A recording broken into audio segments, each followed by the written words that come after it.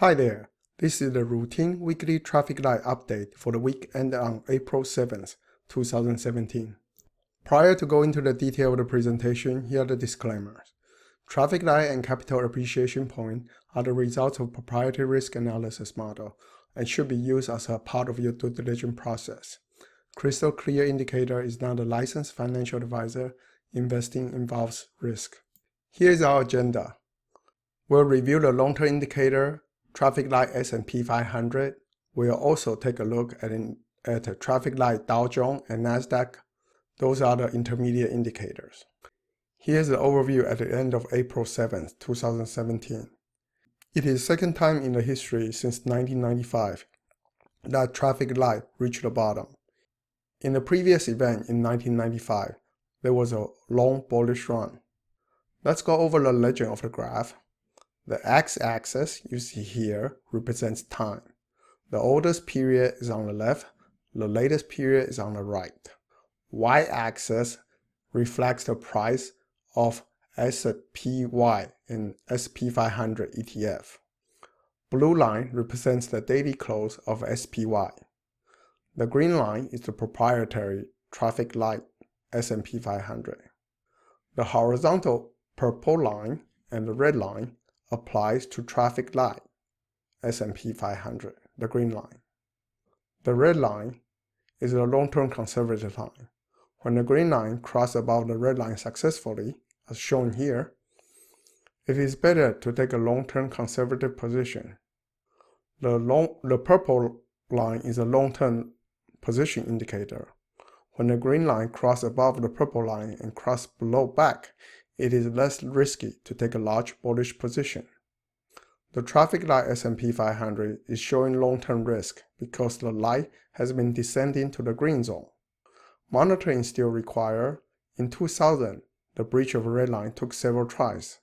The intermediate signal, like traffic light Dow and Nasdaq, should help to reveal whether some of the crossing is genuine.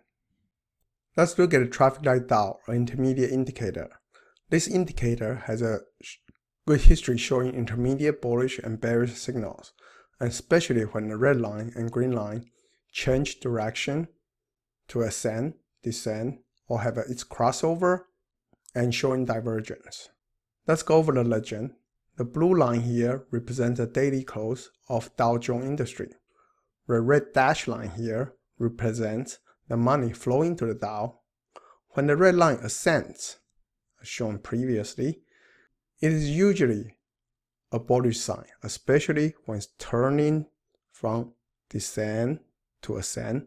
Especially this pivotal area is usually a good sign to enter. Green line represents money flow out. When the green line ascends or changes direction to ascend, as shown here, or even recently here, it's usually a good time to take a more conservative intermediate positions. Orange solid line and orange dash line are support point for the red dash and the green line. The bright red here and purple line reflects traffic light S&P 500 in 2008 major correction event. The bright red line represents when traffic light S&P 500 crossed above its red line in the previous slide, and the purple line here represents when traffic light S&P 500 crossed below the purple line. Before traffic light S&P 500 crossed its red line, the bright red line, traffic light Dow already showing bearish signs, like bearish crossover where the green line crosses above the red line and the green line remains high. After the traffic light S&P crosses over the purple line, traffic light confirmed with a bullish crossover where the red line crosses above the green line. Talk about divergence. In 2010, as the red line descends while the index continues to go up, it is usually indicates that potential correction is coming, and it will be confirmed by the rising green line, as shown here in 2010 period. And it also happened in recently in 2015 period. As the index goes up, green line stay low at the beginning, but eventually shot up. Usually indicates a a bearish intermediate signal. If you look at current situation, somewhat similar, a potential divergence is forming. The red line descends while the index continues to go up. The green line is potentially going up, but is stopped at the right support resistance point. So we need to monitor closely for the next, I'll say, this coming up weeks. Here's a zoom-in view of traffic light Dow Jones, April 7th, 2017. Here are some bearish views.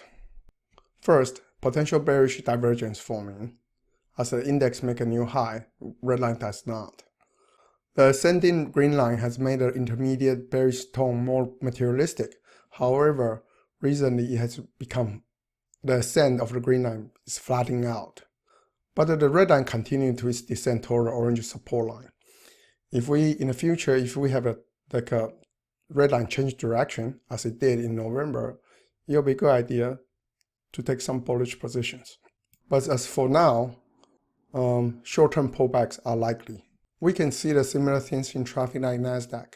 Currently, the red line is descending and from the resistance level, and the green line is ascending, but come to a stop as well.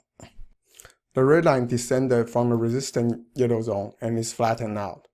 The green line was ascending, but it's also flattened out. So this is somewhat a neutral and bearish market tone right now. Summary for April 7th, 2017. Traffic light S&P 500 is in green and shows long-term bullish sign. Traffic light Dow and Nasdaq shows some neutral and intermediate bearish signs. Pullbacks are expected.